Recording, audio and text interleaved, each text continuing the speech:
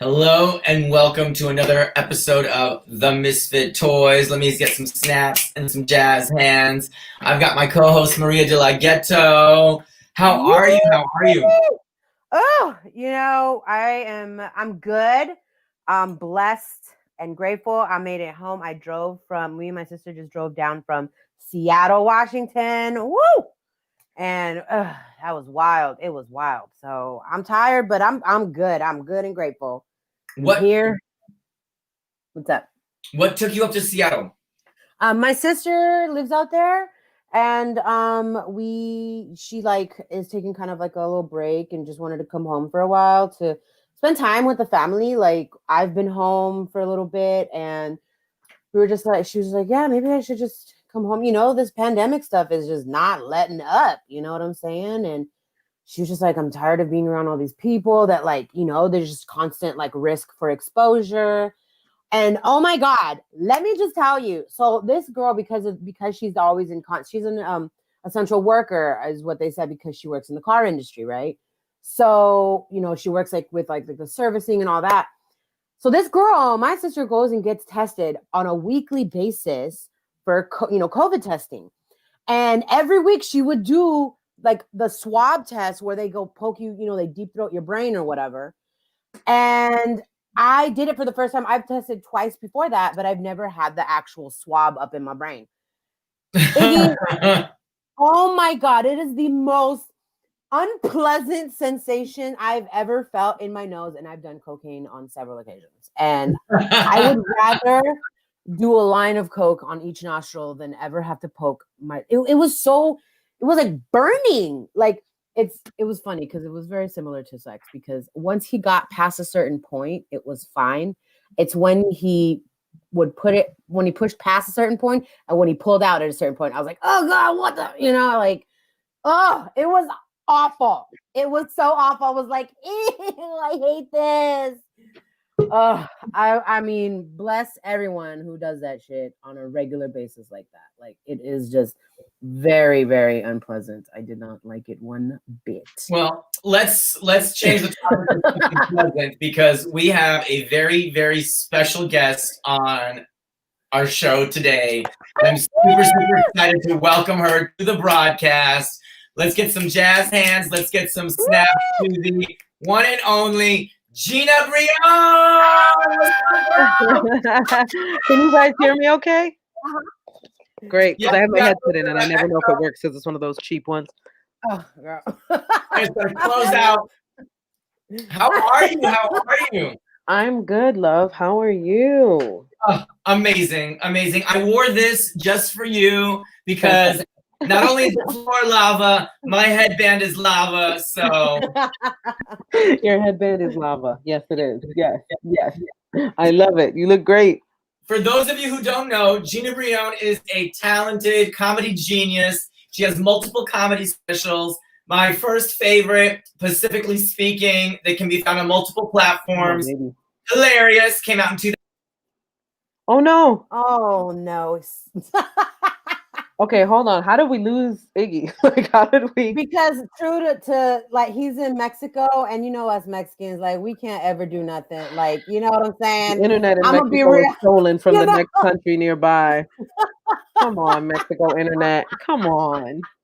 Like, I love my people, but you know how we do. We're like, all right, hold on. Let me figure it out. Where is Iggy? Oh my goodness, we legit lost him. It happens every now and again. He'll be back. Like but the till haters. then, I'm gonna fangirl over you right now. Oh my God.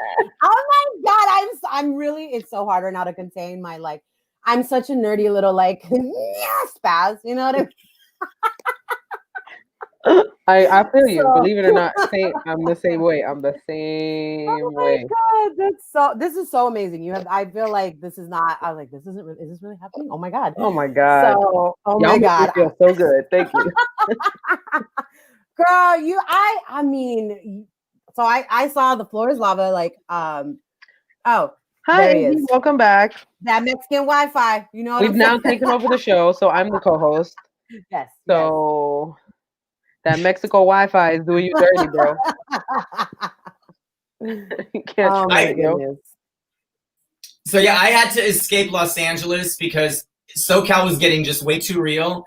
And down here in Mexico, and that it Child, got you know bad. shit is bad when you gotta leave and go to Mexico for safety. Girl, all my neighbors are illegal white people. Oh damn. That's real. You know, My gardener, his name is real. Steve. He's from Orange County. Theme. Hi, Mhm, Theme. mhm. Hi, Theme. Wow. Oh my gosh. Shit Yeah, is really real. It's wild. LA is like the hub of the COVID cases. I was just telling you guys, driving down from Seattle. I just got back this morning with my sister. We didn't even stop in LA. We're from LA. Like, that's my hood. That's where I grew up. That's my love for LA. But I was like, nah, we need to take a break, boo. Yeah. It's getting a little too crazy. We didn't even stop for gas. Sir, I need some space. You're doing too much right now and not enough. How are you doing too much and not enough at the same time? I have no idea. Only LA. But that is what's happening right now. So we love to start the show. We call it Breakfast and Bitch. It's bizarre, ironic, terrifying, crazy, and hard. So I know you're a foodie. So give me your favorite breakfast, or maybe you had your favorite breakfast today, and what do you have to BITCH about? Oh my goodness. Okay, the list could go on and on and on. Okay, we'll start off with breakfast. Okay. Since having a baby, I had a baby. My son's almost 6 months old. Congratulations! Oh my God, thank you.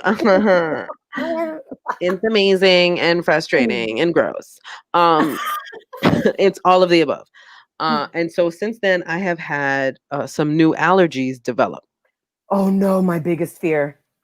And one of my favorite things to eat was eggs.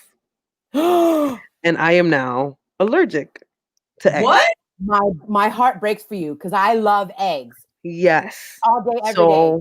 Luckily, I have a host of amazing vegan friends who were very patient with me when I went through vegan phases and when I periodically go through vegan phases. Oh my God. I know. I'm like, we really shouldn't eat animals, but they're so delicious. But have you had bacon? Oh my God. Oh my God. Why do they make it so good? So there's a vegan egg substitute called Just Egg. Oh yeah. That is incredible when you learn how to prepare it, because it's weird to cook with it, but like okay, so I'm gonna put y'all on game. Please do, because that's the There's one thing a place in New York called Orchard Grocer. Now, when I was trying to be hardcore vegan, which I never succeeded at, somebody suggested to me, because that's the only thing I can't give up is eggs. I love eggs. And they said, go to Orchard Grocer and get the Miles sandwich. And I said, okay. They said it's the best vegan egg sandwich you've ever had in your life. Hands down. It doesn't matter if you're vegan. Yo, when I tell you, I would take Ubers to go just to get this sandwich. I would take Ubers from my house to this place to get this sandwich and then go about my day. Like, it was so good. And they made it with just egg. So once I found out I was allergic to eggs, I was like, oh, I'm just going to figure out how to cook just egg and I'll make that for myself. So now usually my breakfast is, first breakfast, because there's several breakfasts when you wake up as early as I do. First breakfast is usually oatmeal or something like that, because I'm breastfeeding and that's supposed to be good for the baby. And also I'm trying to drop the baby weight. So that's supposed to help, eating oats in the morning. But second breakfast is usually just egg, either in an omelet or on some bread with a vegan sausage patty. And that, when I tell you it slaps, my friend, it slaps. It slaps. It slaps the Latina I have a little to bit. stop myself from eating it multiple times a day. Oh my gosh. I have to stop myself from eating it. And the thing that I want to bitch about, I'll tell you this now. And now we'll move on to that. Second favorite thing though, chocolate chip pancakes. All right. Chocolate chip pancakes. Hand down, chocolate chip pancakes. And I have vegan ones that I make that are good because obviously I put the eggs in there. I'm probably gonna get screwed, so make it without the eggs. Here's what I want to bitch about today because it was something that I realized. I don't know if everybody struggles with this. I have a problem sugarcoating things. Like when somebody is doing some dumb shit, I feel like I should be able to say, that's some dumb shit. And you know what I mean? But so many Yes! people need that like sugar coated, Yeah. like where you can't say that to them, and it's so frustrating. It is the most frustrating thing in the world to, especially when you care about somebody and you're like, you're doing something really stupid and you have to like, and it's such a thing now with like today's climate and everything, being Yep. so conscious of like the language you use and the this you use, Mhm. and I can understand it coming from a Right. generation who most definitely did not give Did a crap not. about any of that. Exactly. I can understand it, but it's hard to put it into practice because it's so frustrating when you just want to be upfront and blunt with somebody. Yeah. Oh my God. You're speaking to my soul with everything, right? Where have you been all my life? So that is probably the thing I want to Oh, bitch about the most. that is real. Cause okay, I saw on your one of your podcast episode, you are and you love you some Scorpio. And I gotta say, I love me some Aries, girl. Yes. Like, and you, oh my God, everything you're saying, I'm like, Yeah, what I'm are telling you. That's mine. That's mine. Can you die on your own time? Oh my God. Can you be a Excuse little bit me. less hood between the hour 2, 3, just real quick, just a little bit. Like, could you please? I'm trying to do something here. For reals. Oh my You God. out in these streets dying? God, rude. So rude. Rude. Oh, I do But love some Scorpio people, man. Oh, I love my Aries Scorpios, I love them. women. Yeah. You know, it's because we have, what was it? My friend who, it's so funny because my friend who's an Aries, she used to be like, astrology, yada, yada. And then once she got into it, she's like, now she's like, oh, that's such a Scorpio thing to say. Oh, that's such an Aries of me. I was like, Yep. I know. And Aries and Scorpio, they say Aries is the Scorpio sign of the fire signs and vice versa. You feel me? Because we're both ruled by Mars, and that's the war, look, God of war and all that, whatever. Yeah. But yeah, so all that you're saying, I 100%, 110%. Like Yeah. I know exactly what you're saying because I've had people tell me that they're afraid to talk to me about certain things because Girl. they know. Like, why you scared? Why you scared? Like, step I've had up. people preface stuff with either, please don't make a joke about this, or or like, I'm gonna tell you something, but like, don't overreact. Please be gentle, Oh my or any God. list of things like Yes. that, where it's like, Don't get please be mad. gentle. Please don't judge me. Like all this stuff, like they preface And it with all that stuff. well, now I'm gonna, and I can't say it Yeah. out loud. Well, the second you say, please don't judge me, I'm be like, oh, you did some dumb shit. Oh, okay. So you did some dumb shit. And you don't want me to tell you that it's dumb. I'm Yep. supposed to act like it's not dumb. And it's like when one of your homegirls is dating somebody that's like super toxic. And they know that it's a toxic person. Yep. And you want to tell them, like, why are you being like, the sex cannot be that good that you've become a dumb person. Oh my God, you are just again speaking to my soul. Because Like, after a while, it's hard to like. to hear I was about it. that girl. I was that girl. I was in a toxic Same. relationship for 7 years. You And learned, and I you learned, learned. and so you want everyone else to learn, and you're just frustrated when they keep telling you the same problem over and over and over, and you're like, I don't know how many different ways you want me to respond to the same thing. Yes. I don't. When you keep telling me that, okay, so you're still messing with the same person that has been giving you the same problems. You're not fixing anything. You're just doing it over again. How much empathy do you expect me to have for you after a while when I have already told you what my thoughts are on the situation? Right. Like Iggy is over this discussion. Iggy's like, you know what? These I hoes feel so bad for him because he was just like, oh my God, he was fangirling so like he is the sweetest. Iggy, we keep losing you, and it's frustrating me because I'm like, the biggest moment. I'm so excited to have you, and the universe is just throwing stuff at me. So that's what I'm gonna be like PH about. Is I came to live off the grid. I'm like literally making my own electricity. We got our satellite Wi-Fi, our own water, our own gas. We even have our own squirrel infestation problem. Oh my But it's God. worth it. It's worth it. It's worth it. You're off that's the problem with going off the grid. The internet is often off the grid as well, unfortunately. Can I cut to Please, in Iggy, go ahead. Pacifically speaking? My favorite bit is you talk about how if a woman wants to feel better, she needs to go to the Bronx. Well, Yes. why? I've been trying to go there for years now. Girl, I'm telling you right now. So why? Tell me that. When people would complain about catcalling, I'd be like, guys are not supposed to do that. Like, that was my life. Like, yo, I mean, you can't stop the catcalling out there. Like, it's literally like they literally like love women. It does not matter what size, it does not matter what color, it does not matter.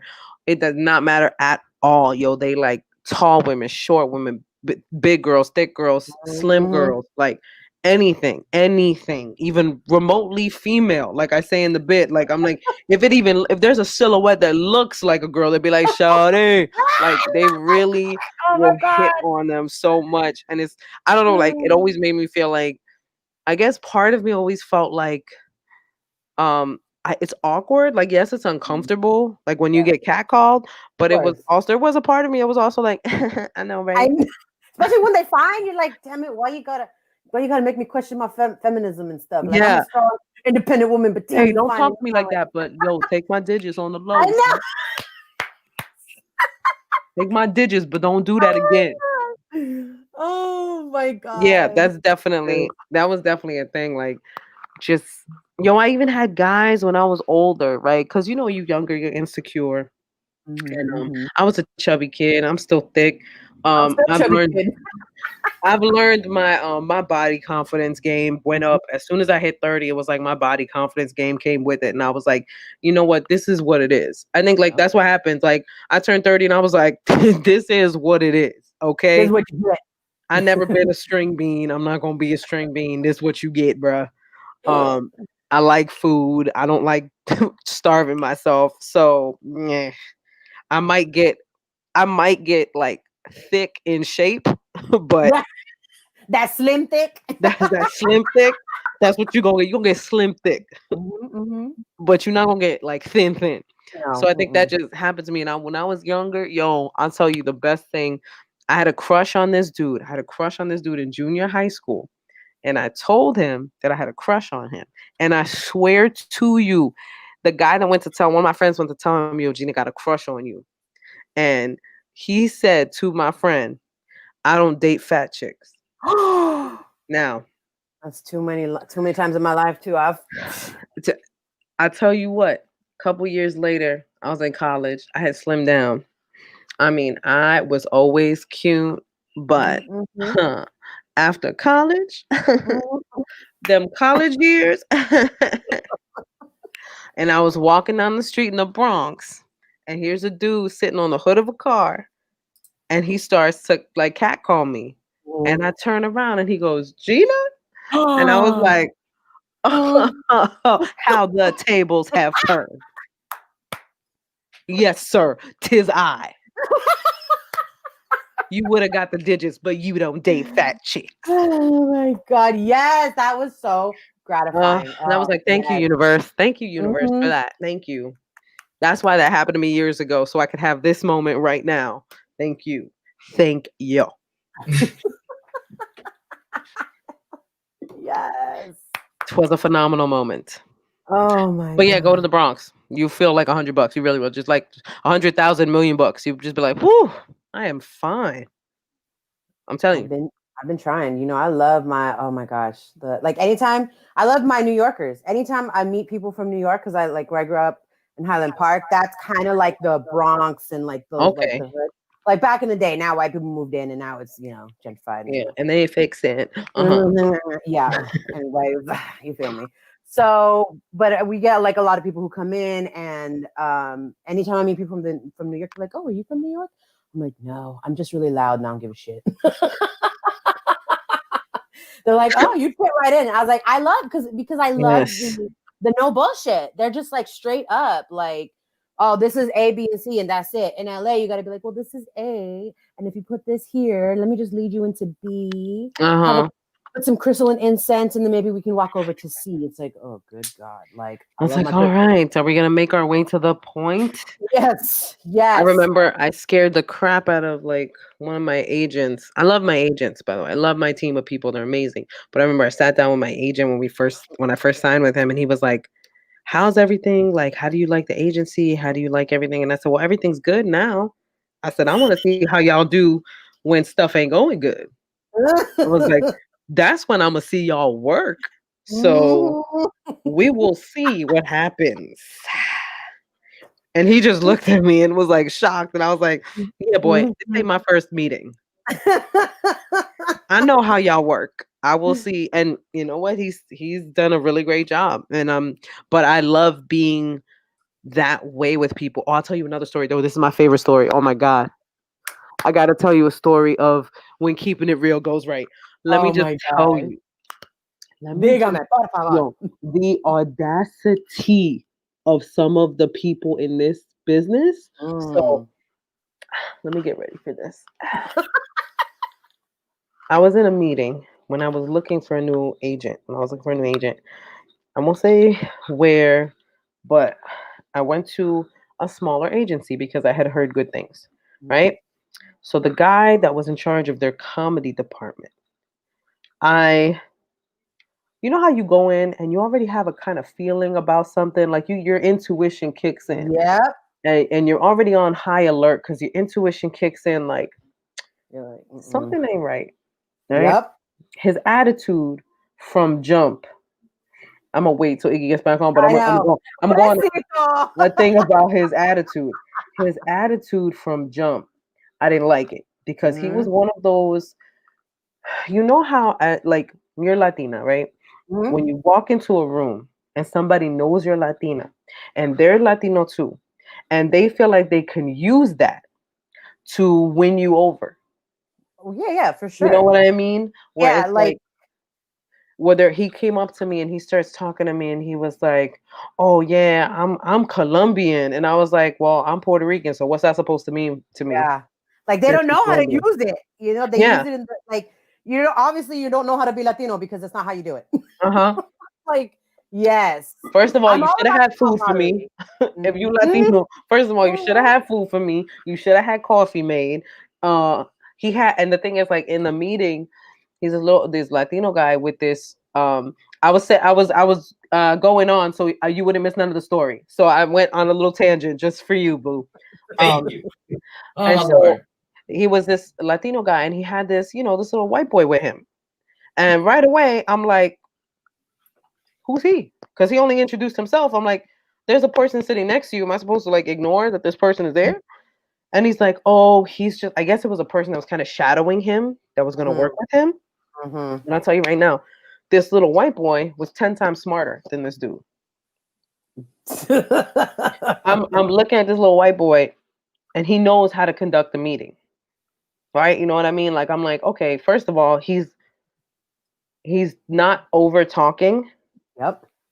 Which is a big thing for me. Like if I'm in a meeting with somebody and you're over talking or overselling yourself, yep, I'm already not interested.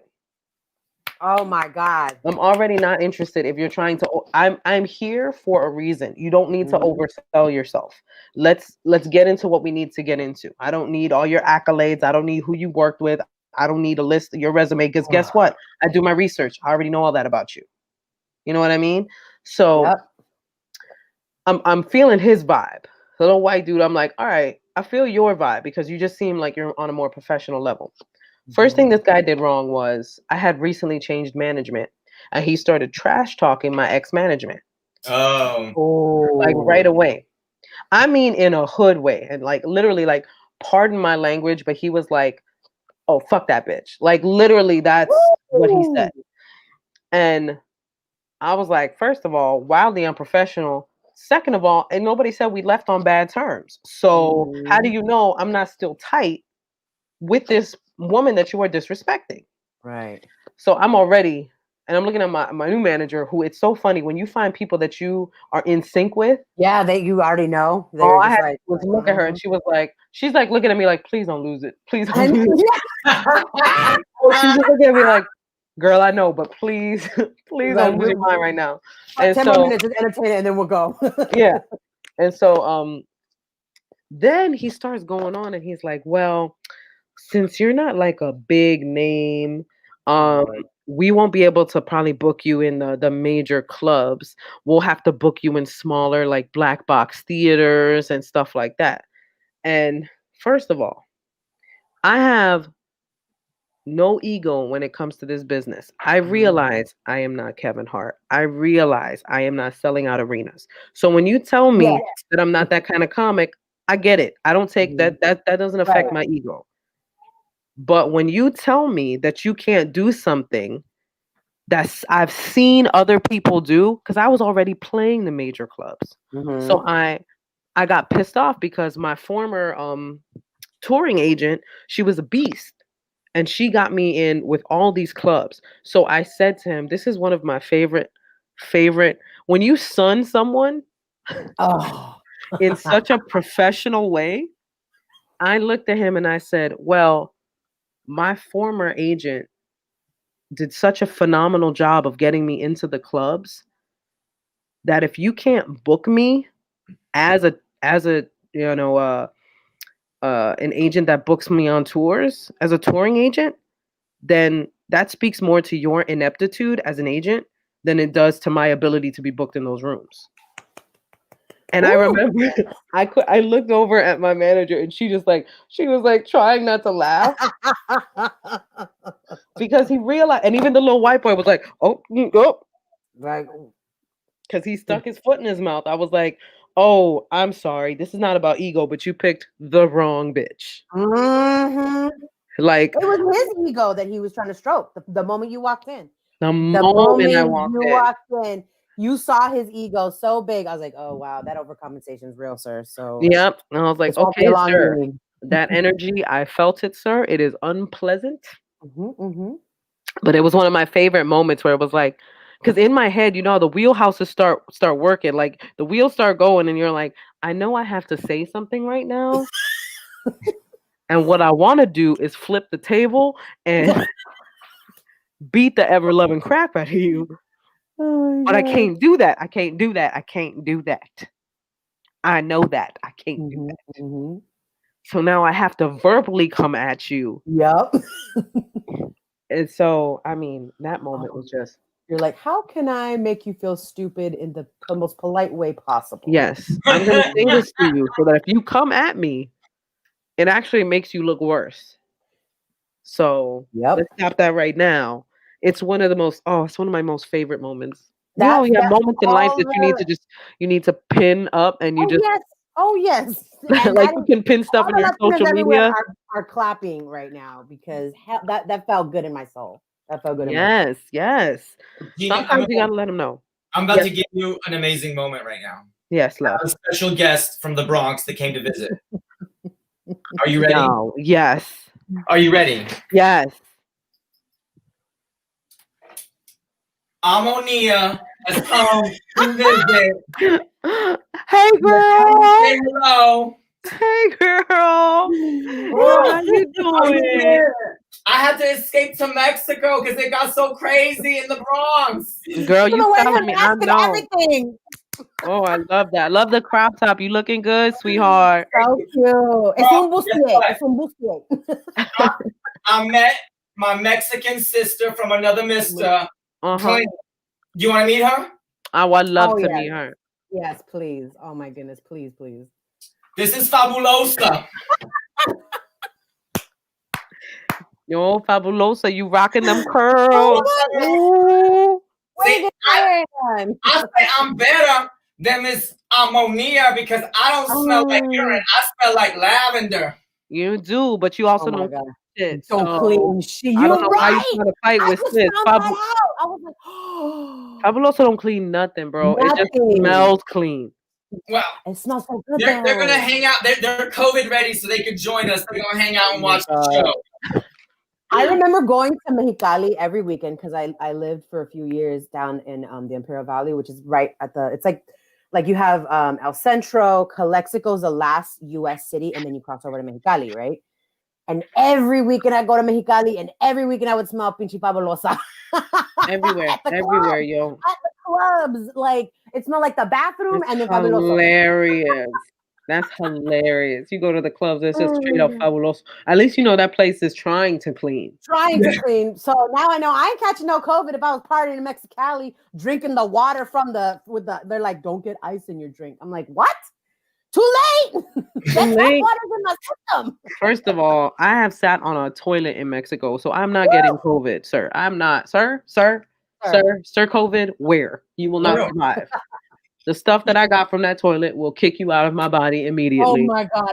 Gay clubs in Mexicali. I cut my hand on a chair at the club and I was like, oh, it's done. This is okay. Well, you're like, this is how I die. This is how I go. Having a good time. You licked microphones, Gina, and survived. I what now? Oh, you licked microphones and survived. Oh my God. Yeah, we know. I have. Oh, ladies and gentlemen, I have. How did you not have a complete mental breakdown? I'm a hypochondriac, and I would have I don't know, maybe vomited on the spot right there. I think I'm literally just that person that's like, you know what? If I die, I die. If I die, I die. Meanwhile, and now it's only gonna get worse now because now I'm a mom, and there's not a day that goes by that I don't have puke or poop or like snot on me in some degree. So it's just like you just lose like getting grossed out by things. Like you literally just like, oh, there's poop on my finger again. That's fantastic. That's exactly where that should go. Thank you so much for pooping right on my hand as I was changing your poop diaper. Thank you.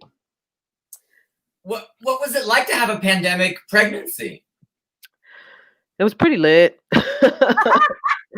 It was pretty lit. I just got to stay home and eat whatever I wanted. Just order Uber Eats and stay home. Okay, I'm not gonna lie. Take a minute for the introverts because I know you are an introvert. Such an introvert.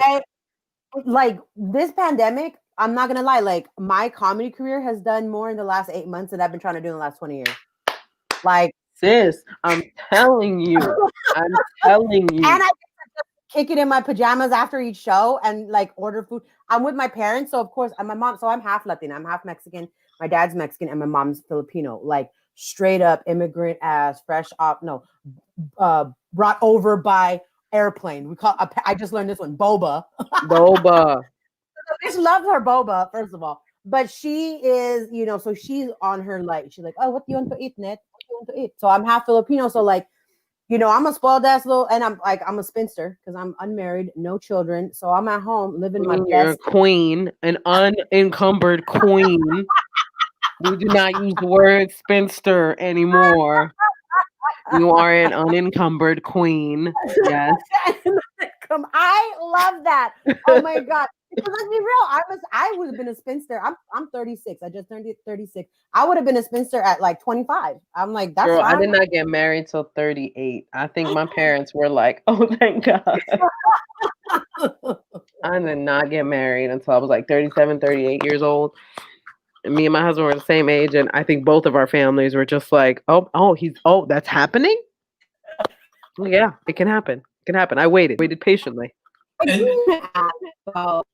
So Latina and having like traditions and cultural. Oh no, Maria, you're frozen. Oh no.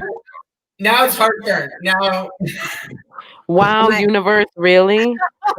Welcome to considering what's going on in the world. Look here, 2021. You bringing this 2020 energy into this year already, and I'm not. No 2020 energy. 2021. What the fuck? Like, no. I frozen? From one of our comedians is watching. Let's pop her in. Question for Gina. When something crazy happens in the world or politics, kind of like what happened yesterday. Yeah. And you have to do a live show like today, how do you address it? What do you do?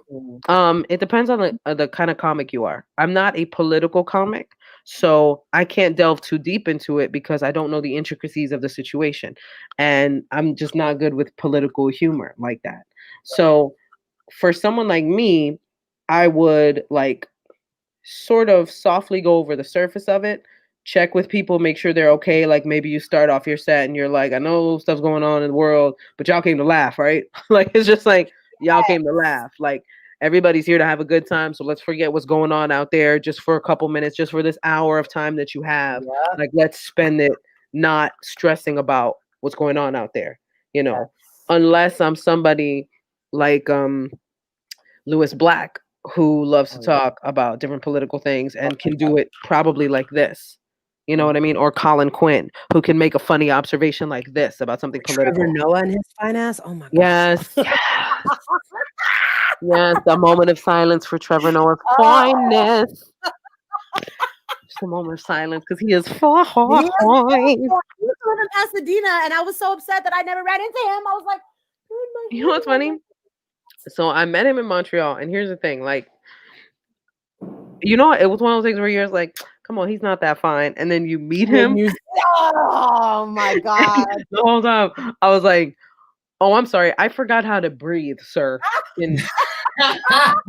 Sir, I cannot breathe because your fineness is taking over my ability. My god. I can't wait for the day that I might not even, I'd be like, I just need you to know how fine you are. And it's making me unable to function. So can we just address that real quick? Continue. Yeah.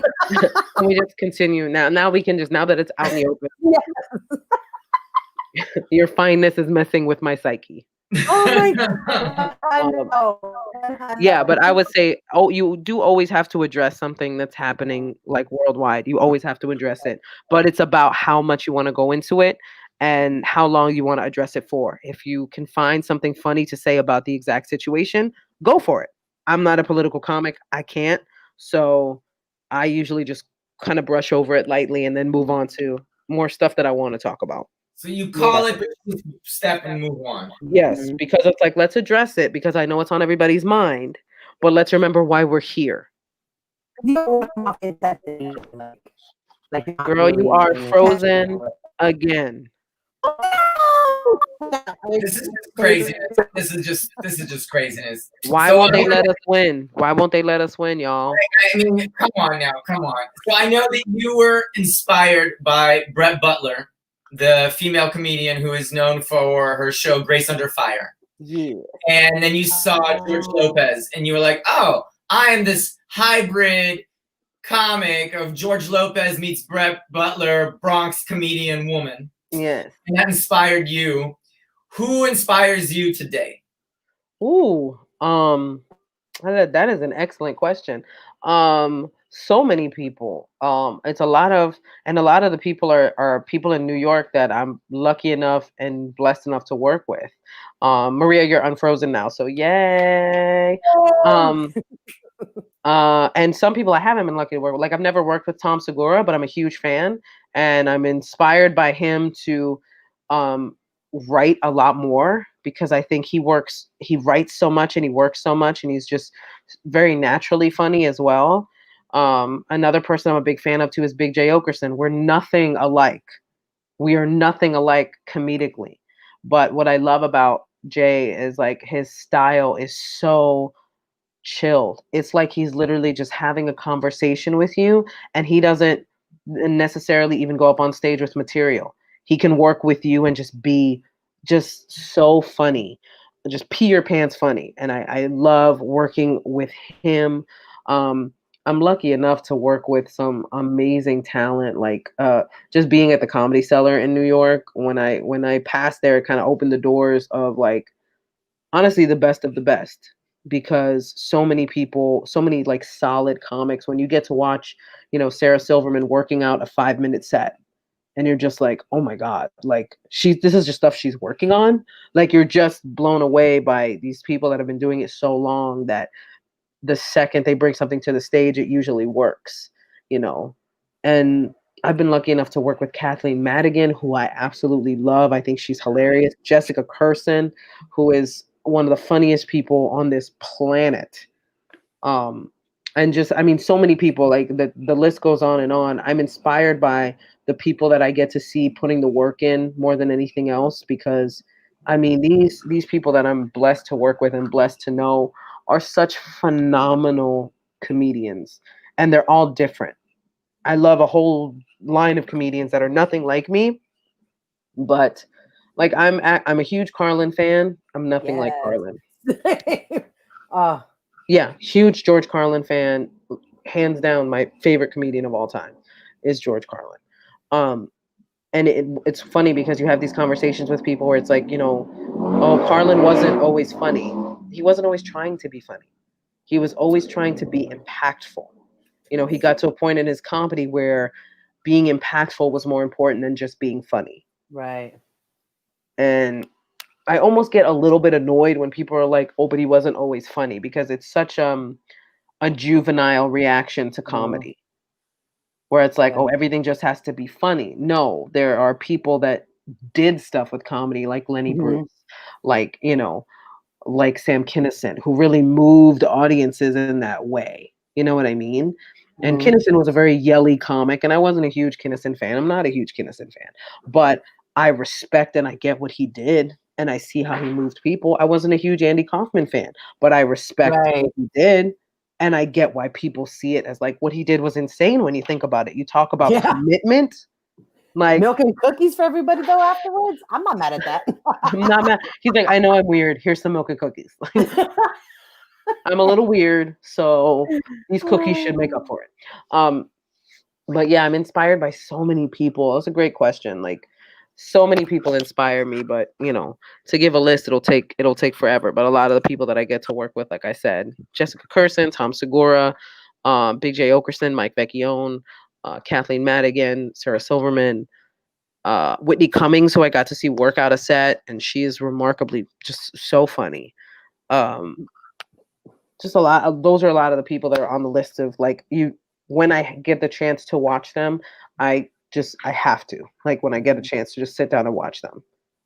Awesome. Love it. And in comedy, you mentioned, like, what does truth in comedy look like to you, and especially in this time of cancel culture? And how do you control that narrative? It's funny, you can't. You really can't control it. As a performer, you make a decision of whether or not and how far you're going to push the envelope.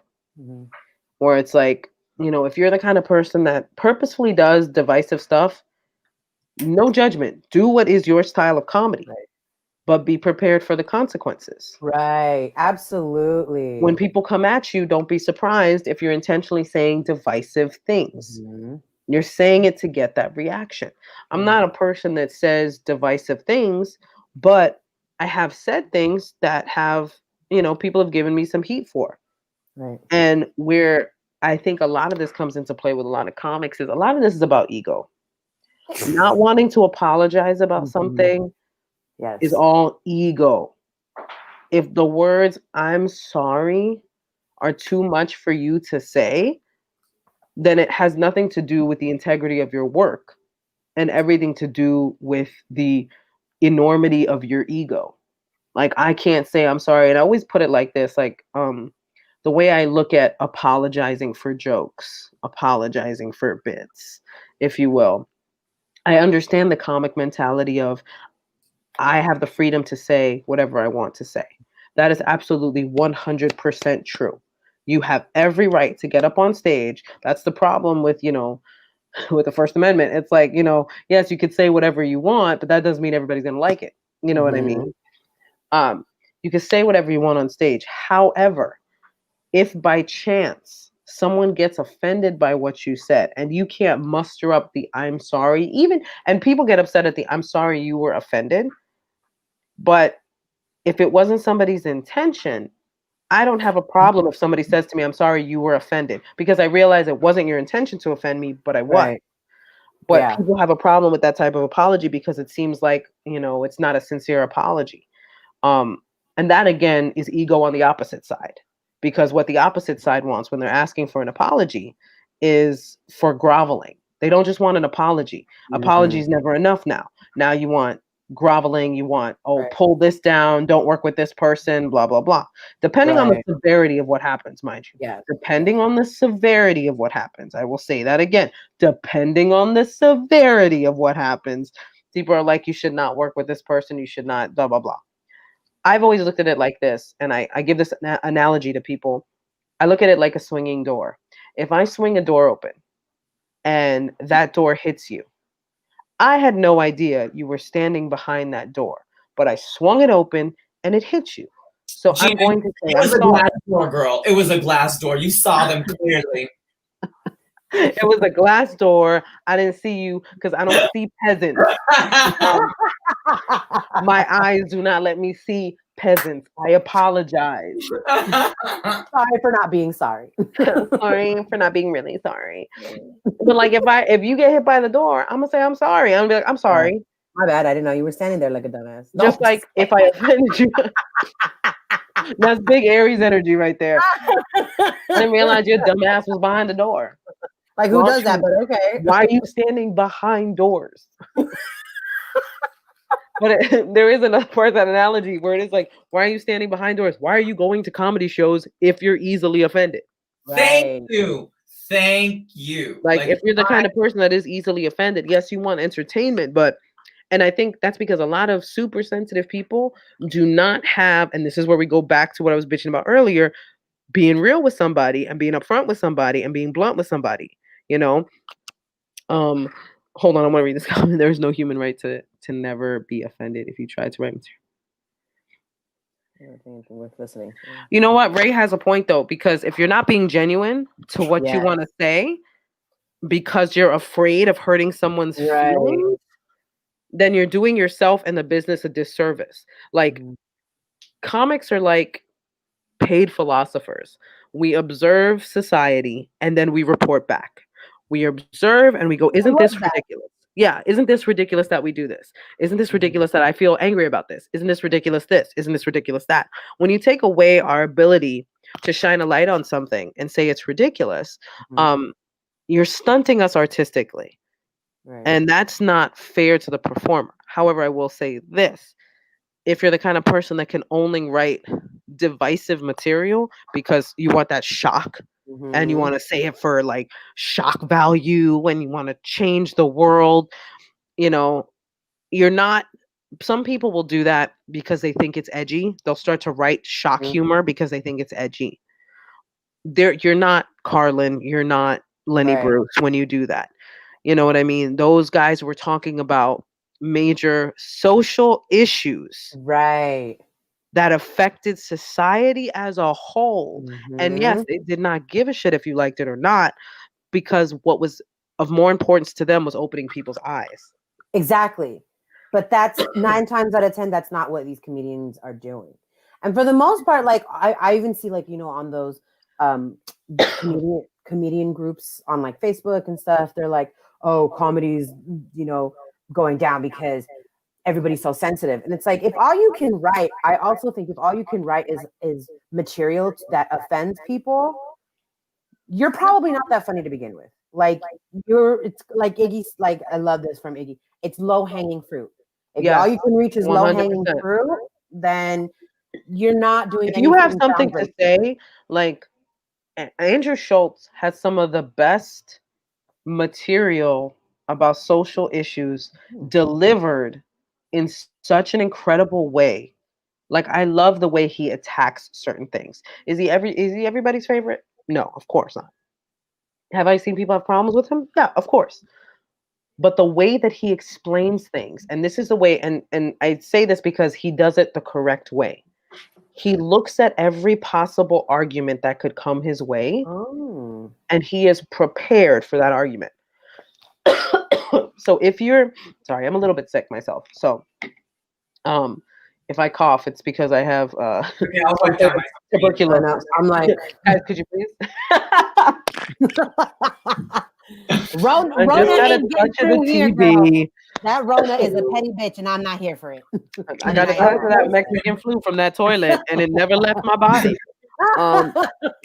Yeah, Andrew is one of those comics that I love to watch because the way he breaks down things, I love to watch his mind work. It's comics like that. I feel like they're trying to like comics like Patrice O'Neal as well. Like, as you know, whether you like Patrice or not, you look at his comedy, and he had a brilliant way of delving into topics with a childlike wonder of like, why don't we look at it like this? Oh, I like And it's very interesting to watch somebody do that, because he had a great bit on cheating that I think normally would probably upset a lot of women, and probably did upset a lot of women. But I thought it was hilarious, where he was like, if you think about it, when a man cheats, he's leaving the comfort of his home to go off in private and be with someone else just for a few minutes. That's all they get. Just for a few hours, a few whatever. That's all they get. And then he comes back to you, and he does this so that you don't get upset. Cheating is for you. And it's such a crazy way to explain it. And you want to be angry at it. You want to be so angry at it. You want to be like, damn, shut up. Bits like that, when comics are going into bits like that, and there's a fun, it's like it's entertaining to watch a comic try to mold something out of this clay. And when you watch and they start to mold and you're not sure where they're going to go with it, there's especially from another comedian's perspective, when I'm watching somebody, I'm like, oh man, where are you going to go with this? Where are you going to go with this? Like, where's this bit going to go? And then they hit it right, and it just works. And you're just like, and it's good when you don't know where they're going. You're like, I'm on this journey. And you're like, man, I hope this, whatever you say next better be funny. Because I'm listening. This better be funny. But I love comedy for that reason. And I think with this cancel culture that's going on, like, it's difficult to maneuver around, but not impossible. Right. Absolutely. I don't think you should censor yourself, but I think be prepared to give a lot of apologies or to do a lot of explaining if you're not going to censor yourself.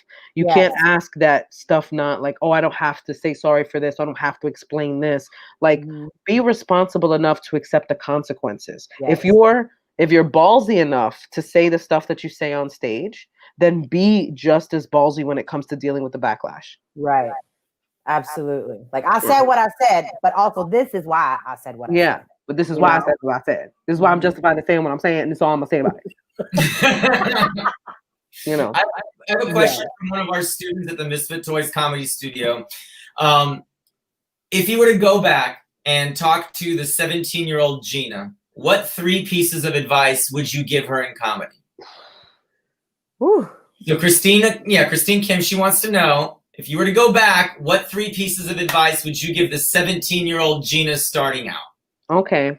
That's a great question. The 3 pieces of advice. The first one would be save your money. That's a good one. R.I.P. to all the money I did not save in the beginning days of comedy. Actually, it would be more along the lines of. But what do you mean by?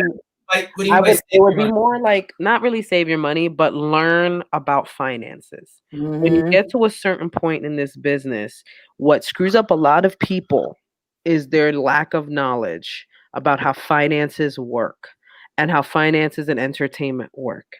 Now, I had a business manager, and that's basically a business manager is somebody who handles your money for you because you're too dumb to handle it yourself. Like, essentially, like, or you're making so much money, you need somebody to make sure that you don't go off and buy a jet or do something dumb when you got bills to pay and you got other things to pay. So I had a business manager tell me this, and I didn't even realize this. And this is such a simple rule, and I will share it with everybody who's a comic. When somebody offers you a gig, especially if you have an agent and a manager and all that stuff, and they tell you, I'm going to pay you $5,000 for this gig. As a comic, you're going, oh, $5,000. Oh my goodness. $5,000. You know how many bills I could pay with $5,000? You ain't getting no $5,000. You are getting, he said, cut everything in half. Yep. That's because once you pay out your commissions, once you put aside money for taxes, 30-40% of your money is gone. Yep. Once you take out whatever travel, whatever expenses you had, commission, like, I would tell my younger self, learn about finances, make that your mission in life to learn about finances. The second thing I would tell myself is, this is hard because I still do this to this day. Stop comparing yourself to other comedians. Ooh. That's a good one. Put the comedy blinders on, like those Yes. horses in the city. Mhm. Stop comparing yourself, because I went through moments, and I still do to this day, where I will work with certain comics, or I'll be on a lineup with certain comics, and I'll be like, oh my goodness, like I'm not as good as that person. I'm not as well Right. known as that person. Like, oh, they're probably not gonna find me funny. I'm not as good as that person. Like, they're gonna look at me and they're gonna think my jokes are terrible. They're gonna think I'm this. They're gonna think I'm that. Comparison is the thief of joy. Me and my manager, we go back and forth. We tell each other that all the time. Comparison is a thief of joy. Do not compare yourself from other comics. Concentrate on your journey, your path, your story, your voice. That is all that matters. Do not try to sound like somebody else because you think they're intelligent or funnier than you. Because all it will do is inhibit your ability to grow. Yes. And number 3, be careful who you keep around you. Ooh, Oh. yep. Because not everybody should get the opportunity to know you, and not everybody has good intentions. Oh yes. And especially in this business, and especially in LA and in the big cities, there's people out there throwing I will tack on to it, like something I said the other night, Iggy, which I think you probably heard me say this the other night on the thing for Jeff Lawrence. I recently had somebody hit me up, a young lady, female comic, she's very kind of new, kind of green, but she's been doing her thing. She had a booker that said he liked her. He wanted to give her more spots. Well, his behavior got progressively weirder and uncomfortable and inappropriate. Of course. And she hit me up and she was like, well, what do I do? Like, how do I handle this situation? And I told her what I will tell any woman, no matter how you, not even just women, because I know men that have been through this too. People in this situation, dignity over spots. Do not ever ever let someone make you feel uncomfortable, threatened, or ashamed because you want stage time. We're over that, boo-boo. We don't do that no more. Thank you. We don't do that no more. And so my ladies, real quick, be mean. Stop this whole I don't want to be mean. I don't want to be mean. It doesn't matter anymore. Be disrespectful, because let me tell you something right now. There's nothing that these gatekeepers fear more than you not giving a shit. Yep. There is nothing that they fear more than when they know they do not have a stronghold over you.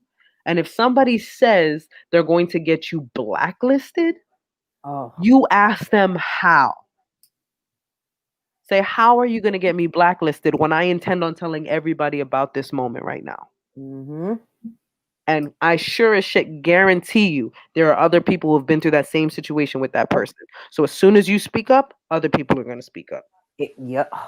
I will tell you right now, people do not realize it. Oh, hold on. We have another question. I don't know if you answered this already, but how do you deal with sexism, racism, etc. in the industry? I don't. Let me tell you right now, I don't take it lightly. I do not take it lightly at all. Sexism or racism. There's a club that I will no longer perform at because they were racist to a friend of mine. That's how seriously I take it. I will never perform at that club. Hands down, never perform at that club. I do not care how many shows they offer me. I do not care how much money they offer me. I will not work at that club at all.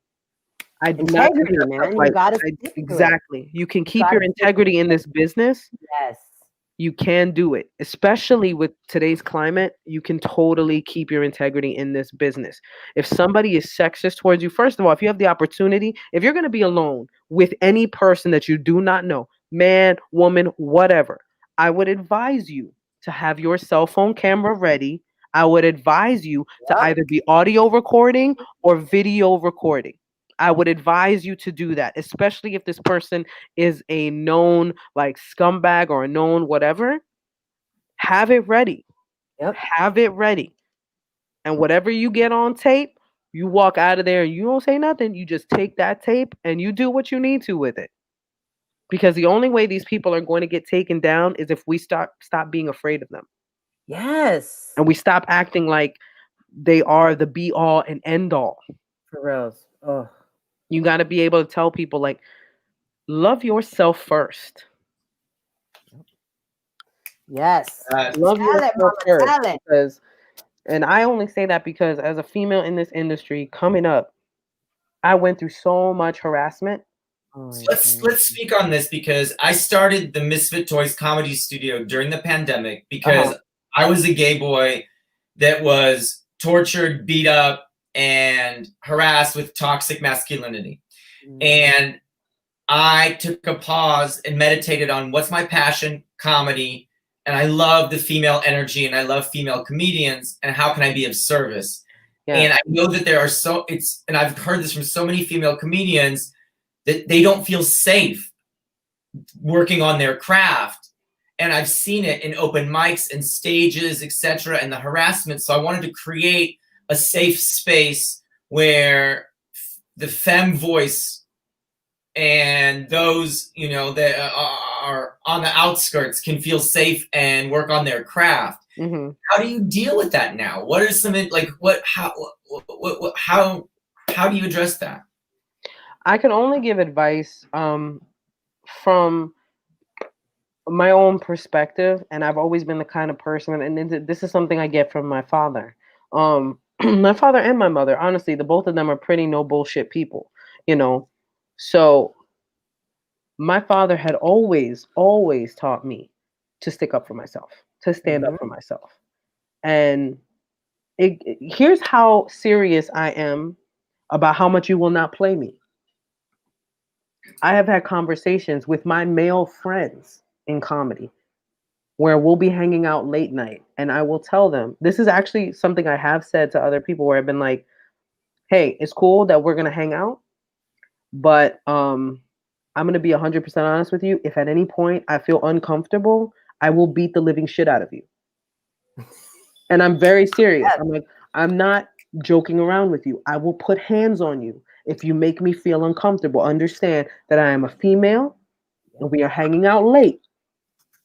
You either respect that and you keep it 100 with me, or we can just end this right now and I'll walk away. Like, I'll go home, I'll bounce. Like, we don't have to hang out. You have to be that blunt. So basically, buy a taser. Buy a taser. Hell yeah. Buy a taser. Let people know. Put the taser on the table and don't say nothing. Just put the taser on the table and be like, I'm going to keep this right here. This here, my best friend right here. So if anything go down, I got my best friend right here. Don't ever be afraid. You have to protect yourself. This is a business where we travel all the time. We work late nights. There was one time, okay, I'll tell you the story. And I hope I'm not taking up too much time. If I am, you let me know. Take up all the time.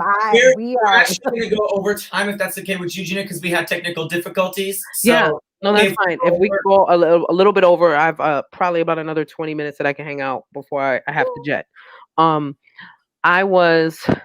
This was like the worst travel day of my life. I was flying from New York to LA to go film Chelsea Lately, which is another story. But I was going to film that and I was in and out, like literally went to go film that, got on a plane that night back to New York, right? So I was going back to my hotel to grab my things. I get in the elevator. I'm all dolled up from the show, like professional hair and makeup. I was looking fine. Yeah. And so these five guys get in the elevator with me. Now already, and mind you, I had been at that point, I was training at an MMA school. So I was training in Muay Thai, Jiu-Jitsu, wrestling, boxing. So I was fully aware that I had to now estimate my chances in this situation because it would be 5 against 1. And please understand, side note, please understand this is what women go through. Exactly. Just please thinking that. Understand. You might think you're just 5 guys getting in an elevator, but you're not just 5 guys getting into an elevator to a woman. You're a threat. And she has to take that into consideration. And so right away I was like, okay, there's 5 of them. They're all pretty tall.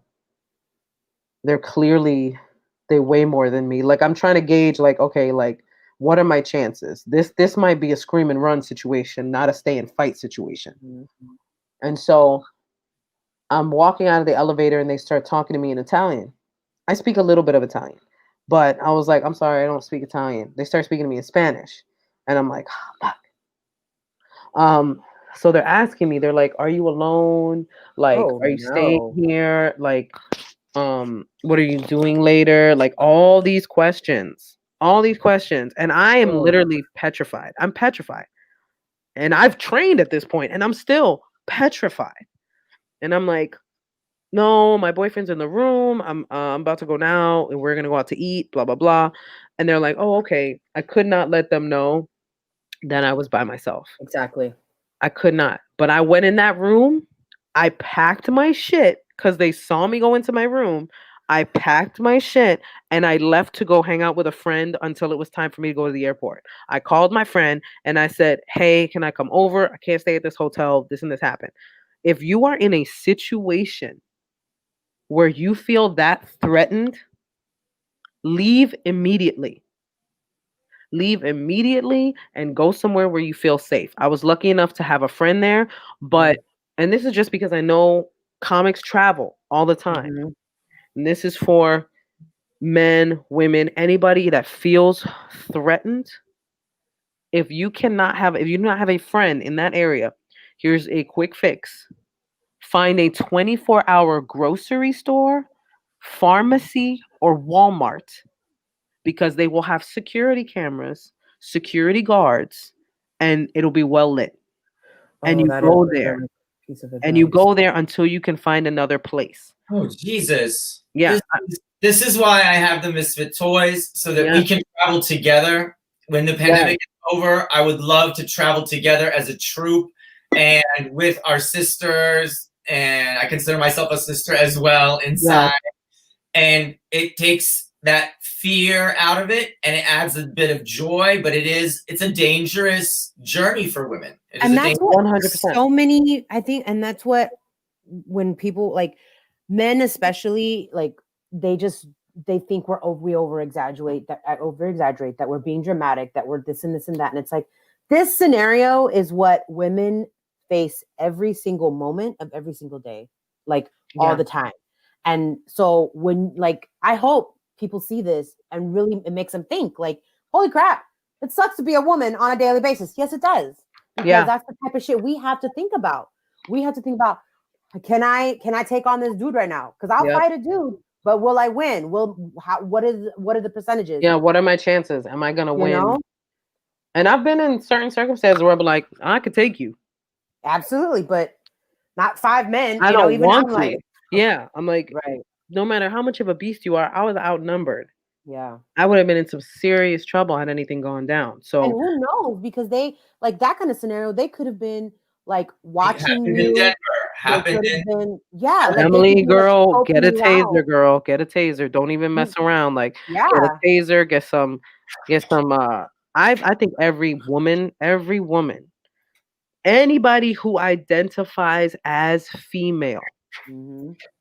As any get yourself some boxing and martial arts training, specifically if you can jujitsu. What I loved about jujitsu is that you get very comfortable with closeness. I love jujitsu. And you can, on this note, I know that you dedicated The Floor is Lava to Angelo Lozano. Yes, Angelo, I love him. And I want to dedicate this show to my best friend, Vidal Perez. And he's Puerto Rican. He was an educator in the Bronx. And he was gay like me. And he was murdered in his apartment in Harlem because of exactly this. Mm-hmm. Because of that toxic masculinity. And he was proud to be who he was. Yeah. And the one thing that really struck me with your show and why I even brought this up, like, I promise I'm not going to cry. No, it's okay if you do. It's okay if you do. Okay. Is I came here as an immigrant and I slept in the same bed with my parents and I didn't speak English and he didn't speak English. And there's so many of us that don't have a lot. And there's so much inequality in our society. And the thing that I loved about your show is that the one advantage that we all have, no matter what, is the drive not to quit.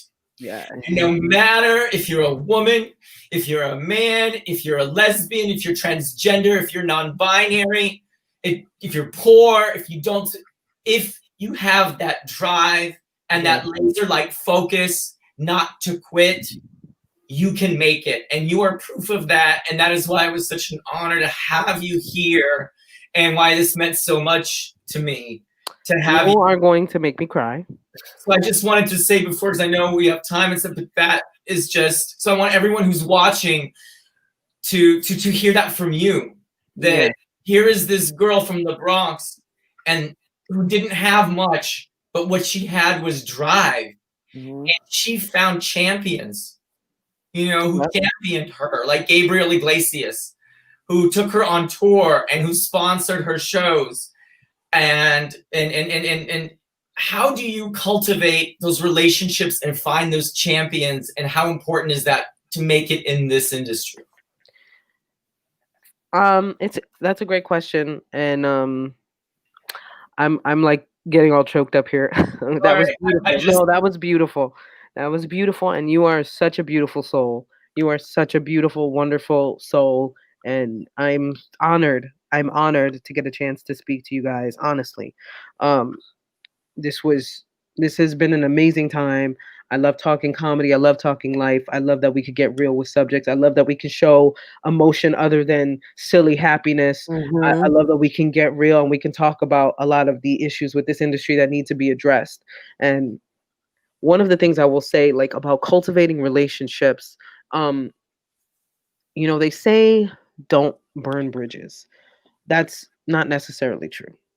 There are certain bridges that should absolutely be burned.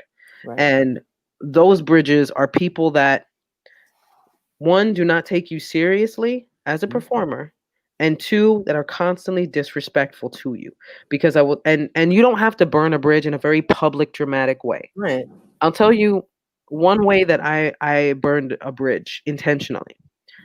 There was a booker for a club who let me know that he didn't see me as a professional comic, and therefore did not want to give me anything that was like considered a regular spot. Like, he just wanted me to he was like, well, you're more of a host, or you're more of a this. And that's not to knock hosting. If you can get hosting gigs, it will teach you to think on your feet. Do as many hosting gigs as you can, because that will teach you how to work quickly. And it also teaches you a little bit of humility, because the show's not about you. So hosting was one of the best things I ever did with my career. But the way he was putting it, it was as if it was an insult. Like, I'll just have you host. You're not worthy of a regular spot. And that's all he had to say. All I did was send a message back that said, I understand. And that was it. I never accepted any work from that person again, because I made that decision. We didn't have to have a discussion about it. You let me know how you felt, and I turned away. Now, when it comes to cultivating relationships, like the relationship that I had with Gabriel, half of that is luck, because we happen to really get along well.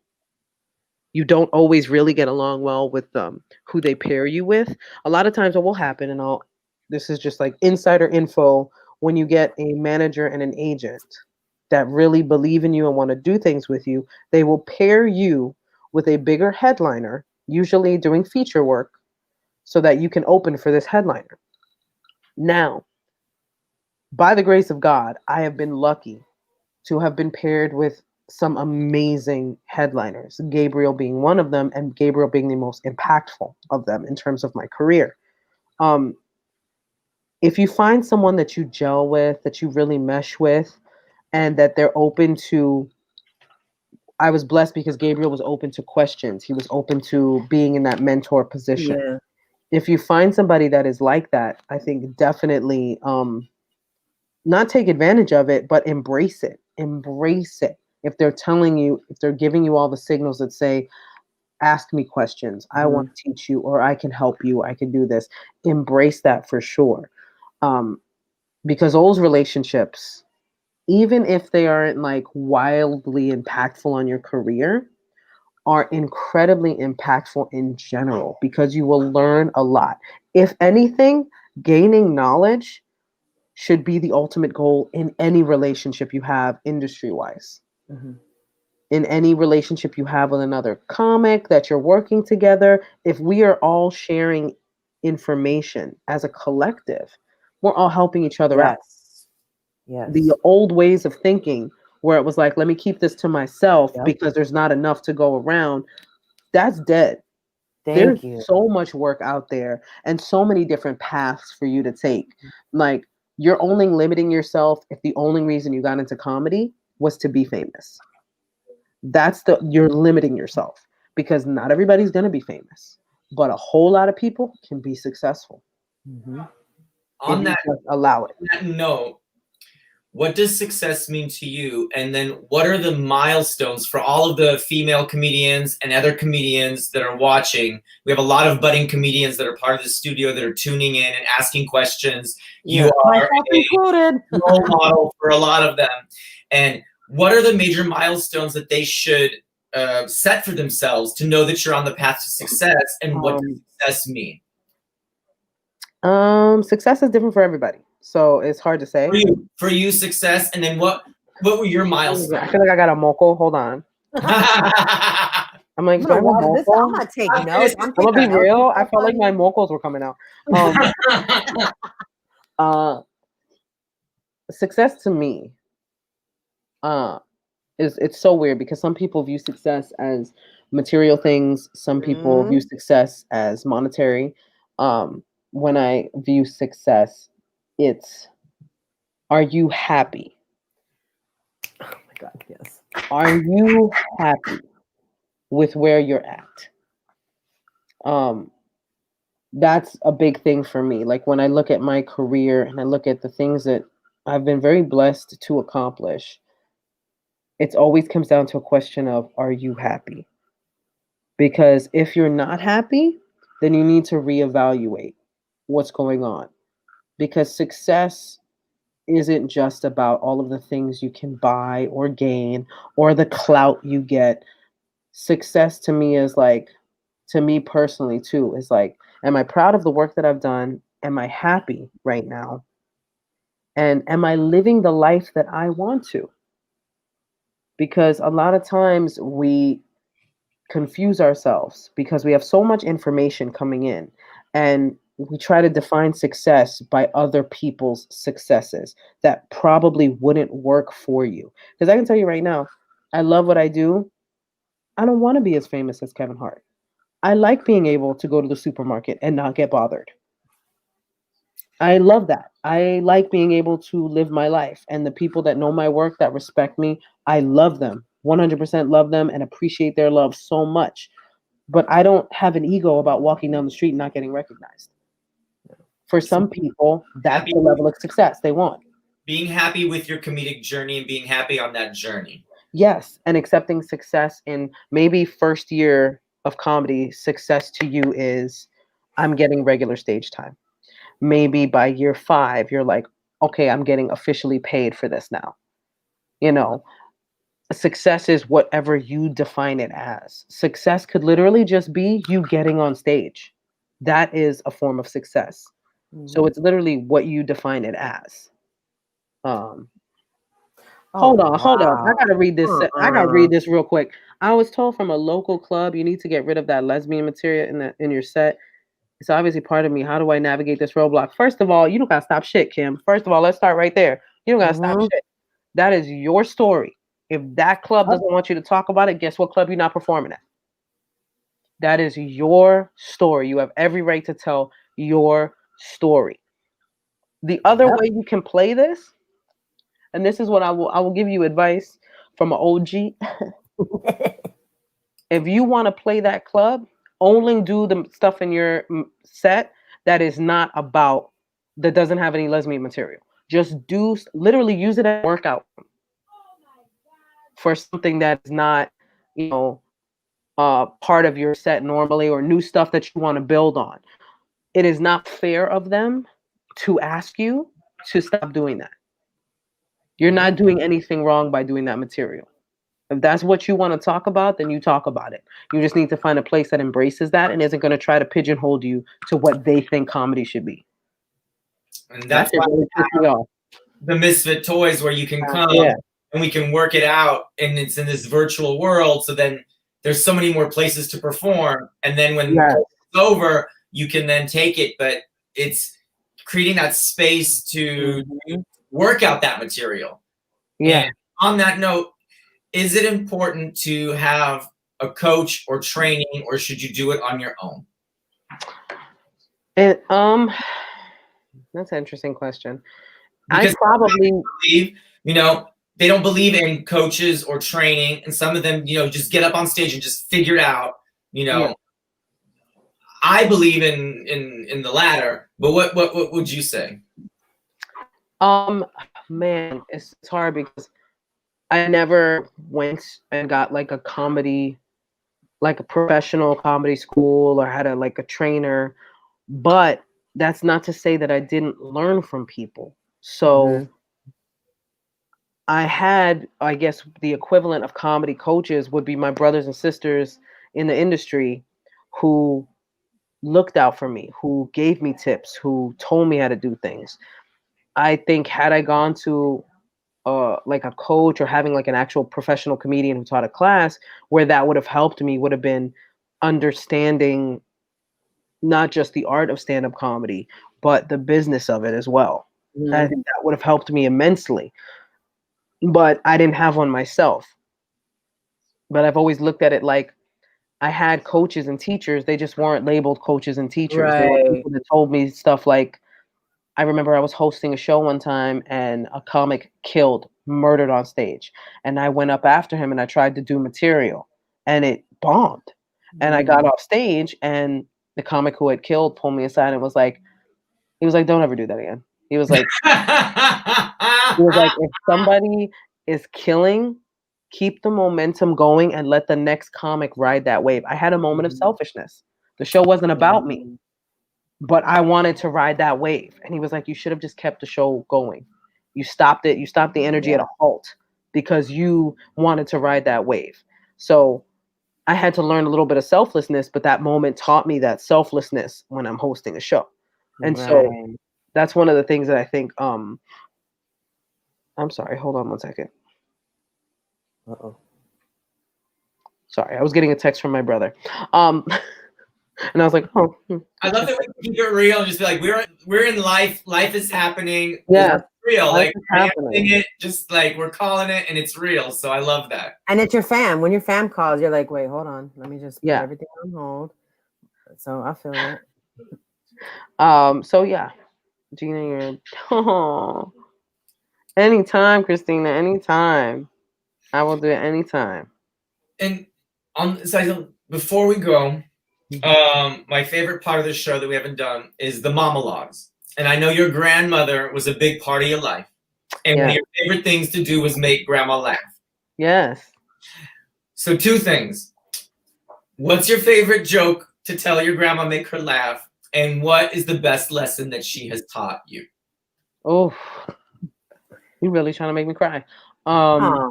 Okay. My grandmother was tough as nails. Like, she was real strict. She was a very serious woman. And so I took pride in the fact that I could make her laugh. And one of the times where she laughed the hardest, it wasn't a joke that I told her. I would do, this was like, I was like Andy Kaufman Gina at this point. I would do anything to make her laugh. And there was one time we had this bucket. Puerto Rican households, we have a ton of useless stuff that I don't know what's there. Oh my God. Little bucket. And it had all these little like strings, but they were like braided, these thick, like rope-like things on the end of it that were all different colors. It was like little rainbow ropes all over this thing. And I had this green face paint. And I threw this green face paint on. And I put that thing on my head. And my grandmother was watching her novelas. And I walked in. Yes, similar to Amonia. I walked in and I just sat down next to her and I didn't say nothing. And I was watching the TV with her. And she turns and she looks at me and she's like, ah! She starts laughing so hard. And I was like, I don't understand what's so funny. What are you laughing at? And I just kept pretending like I didn't know. And she was laughing hysterically. That's the comedic blind spot for all you students that are watching. That's what comedic blind spot is. Yes. And I think what she taught me most of all was strength. Like I come from, between my grandmother and my mother, I come from a line of women that when shit hits the fan, they're not afraid to take the reins. Mm-hmm. So when stuff goes crazy, like my mom was always that person that maintained her composure. My grandmother maintained her composure because stuff had to be done. And I would say that's probably the biggest thing I got from I have from my mother and I got from my grandmother was that strength of when everything and everyone is falling apart, there needs to be that one person that holds them together. And I've seen my mom and I saw my grandmother do that. And it just stuck out in my brain. And so now when stuff tends to go crazy, I tend to be the person that's like, okay, how do we fix this? Mm-hmm. Let's pull together and how do we fix this? There's a lot of emotion going on, but we need a solution. Yeah. And so we'll feel emotions later. Let's fix it. Yes. We'll deal with emotions over some cafecito. But like right now, let's deal with the problem at hand. I love it. I love it. Everybody's writing in about how amazing you are, how inspiring you are. This has been such an amazing show. You have touched many of us. I hope that maybe you will come back in the future. Absolutely, 100%. I wish you so much success. For everybody that's watching, check out The Floor is Lava, Pacifically Speaking. Follow Miss Gina Brillon on TikTok and Instagram. She is hilarious. Love you dearly, Maria. Last things to say before we check out. This was so enlightening. Like honestly, I'm taking notes, and I'm so glad we have it on live recording because you really said some stuff that I was just like, oh, that's really good. I got to remember that because as an up and coming comedian, a lot of the time, especially women, we don't have enough of support sometimes from like the bigger comedians and everything. So thank you. And I'm like, oh my God, I'm so excited. Like I relate to you so much, all the things you're saying. And I was like, oh my gosh. So seriously, thank you so much for doing this. You are so inspiring. I can't wait to open for you one day or something. I am like, if you see me, girl, you will see me. Keep a look, Let's do it. I don't like the ego, but you can still be proud and have confidence. Yes. And I will definitely, I can't wait to see you out there. And thank you so much for being you. You are a revolution on its own because there's just not enough of us out there. Even Fabulosa came around. Even Fabulosa is like, yes, queen. Thank you. This has been an amazing experience. We love you, Gina. Take care of yourself. So much. Take care, guys. Be safe. You too. I love you guys. Bye.